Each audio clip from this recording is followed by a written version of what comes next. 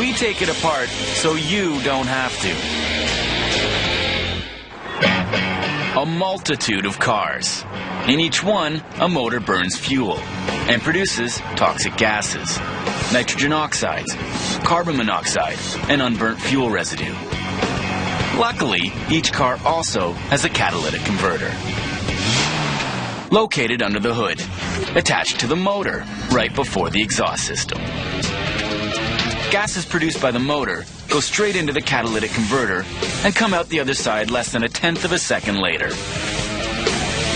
The converter gets less than 1/10 of a second to recombine toxic gas molecules and produce harmless substances like water vapor and oxygen. How? To understand it, we've got to destroy it.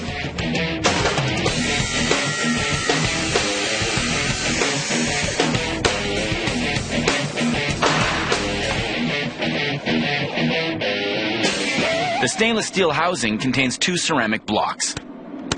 Each block is filled with thousands of microducts. Their sides are coated with precious metals. Precious? Platinum and rhodium in the first block. Platinum and palladium in the second block. Metals that can cost more than $100,000 a pound. But they're worth every penny. Together, they have the extraordinary property of causing toxic gases to react and then recombine, producing gases that are harmless to your health. All that without altering themselves or rusting. Precious. The trick is to maximize the contact zone between gas and metals. That's why there's so many microducts, almost 400 per square inch. Their combined surface area matches that of a football field.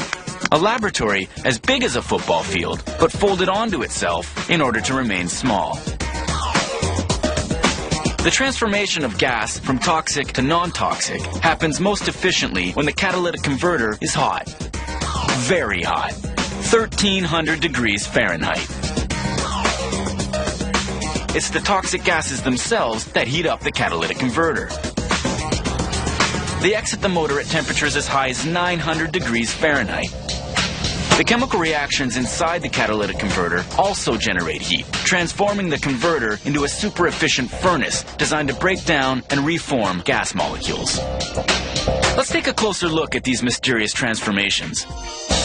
The nitrogen oxide and carbon monoxide molecules, along with the molecules of unburnt fuel residue, enter the catalytic converter. They're swallowed up by the thousands of microducts. As they reach the platinum and rhodium in the first block, nitrogen oxide molecules are the first to react. These metals break down the molecules by withholding one of their atoms. The freed atoms stick to each other and recombine. The result? Nitrogen oxide molecules become oxygen and nitrogen, which already make up 99% of the air that we breathe. The gas molecules now head into the second block, where the microducts are coated in platinum and palladium. These precious metals withhold oxygen. The intense heat here forces the carbon monoxide molecules to combine with the oxygen. The result? Carbon dioxide. The same gas that creates bubbles in soft drinks. Now for the molecules of unburnt fuel residue.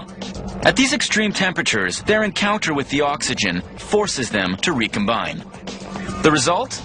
More carbon dioxide and water. All that in less than 1/10 of a second. In theory, the catalytic converter can eliminate 99% of a motor's toxic gases. In reality, it's inefficient as long as it's not hot. A car has to travel about 6 miles before the catalytic converter reaches its ideal operating temperature. That's 6 miles spewing untreated gases.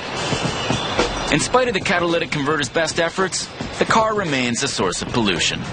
But, thanks to this miniature laboratory, it emits 5 times less pollution. That's still pretty impressive.